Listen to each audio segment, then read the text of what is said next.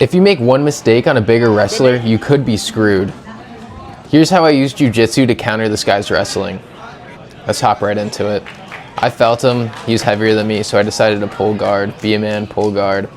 And he did this motion, so I was like, all right, dude, come on into my guard. And as soon as he came into my guard, I got a shin-to-shin attachment, and I hugged behind his knee, making me really, really attached to his leg. From there, I shot my hips underneath, and I got into single leg X.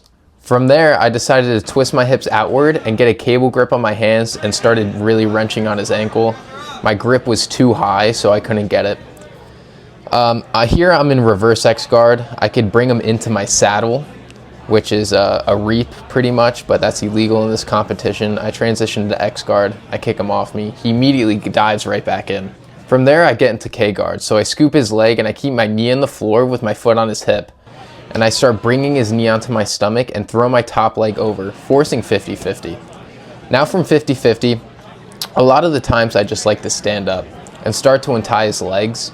But he did this like, I've never seen this before. He rolls underneath and puts me into outside ashi. Now from outside ashi, you want to put pressure on your foot, that way he can't straight ankle lock you, and start peeling his legs off of your leg. That way he could step out. And I'm a big believer, if you get your hips higher than your opponents, good things will happen, and from here I found mount. Now let's talk about a few key factors from mount. Take a look at my legs and how they're grapevined below his knees. This makes him really stuck, and I started to walk up his arm to his ear.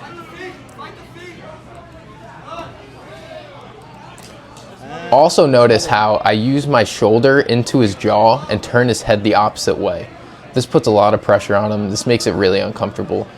When you're mounting someone, you just want to make it as miserable down there as possible. You don't want them to get up. So here he does like really weird things where he kind of almost hugs and tries to grab one of my arms when I reach to go get the underhook. There's monoplata there that I missed. I do good things here, but I also do bad things here.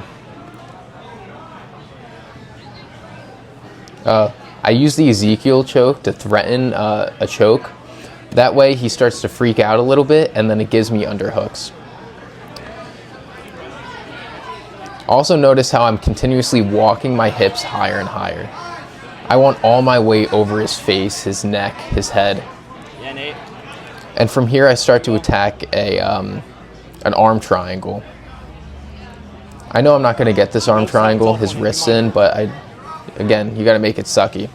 Now from the arm triangle, I transition to S mount, and I keep all my weight on his chest, as well as pulling up on his head. This puts a crazy amount of pressure on anyone, doesn't matter the size. Then I scoop my forearm, dive over his head, and I put my shin on the back of his head, which forces him to almost roll automatically. If he doesn't, you could grab that far leg and force him to roll, and I continuously chase the armbar. Now from here, if I just spin underneath him, I'll get into the same exact position that I was before. I'll grab his leg, I'll throw it over again, but that's the armbar from guard. It's the same thing. If you get an armbar from guard, spin underneath them, and it'll get to a better position. Here, look at all that space in between his arms. I insert my leg in between his arms, and I let him come up. I grab the top arm, and I also lean towards his leg, which helps with the pressure here. As soon as he comes up, I lock up that triangle. Now I try to force my legs one way and pull his wrist the other to break the grip, but this guy's, look at him, dude, he's jacked. Finish that triangle, boy. I roll. You keep on rolling for it. Hell yeah, Nate. Yeah, I had this triangle for a while, but it was a little off center. Like the angle wasn't quite right, and I could adjust it, but I heard someone yell, "Hey, Nate, you got 90 seconds." I didn't think I was gonna get it, so I let go. I get into Del Hiva. Should have wrestled up right there. There's a good opportunity for a single. Oh, Nate, you pulled guard with no grips. Damn. You gotta make grips, Nate. After this, I was like, all right, dude, let's wrestle, because I was up by like a bajillion points. So I wanted to test my wrestling here. My wrestling's not the best. I came from a school who mostly does gi, so like grips and stuff, pull guard. My wrestling's not bad, it's just not good. So I gotta work on it. This guy knows how to wrestle though. Look at this double leg. Boom. So I insert my butterfly hook on his far leg and I get 2 overhook grips. Now as soon as I hit the ground, I just lift that butterfly hook up and I block his post. Yeah. Which I just roll him pretty much right over and I get back into mount. Now I was really happy I did this. My coach is really good at this move, the monoplata.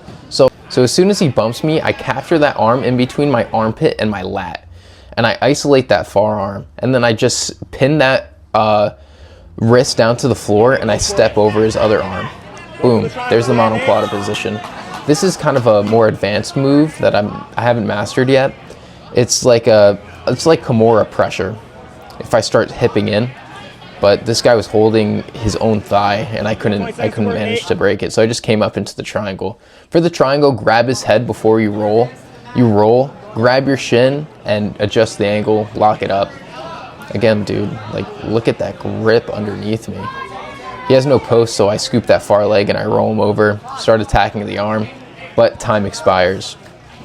I'm going more deep into positional training and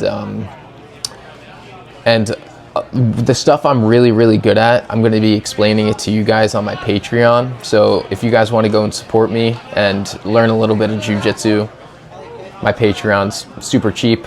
Go ahead and check it out, guys. Thanks for watching.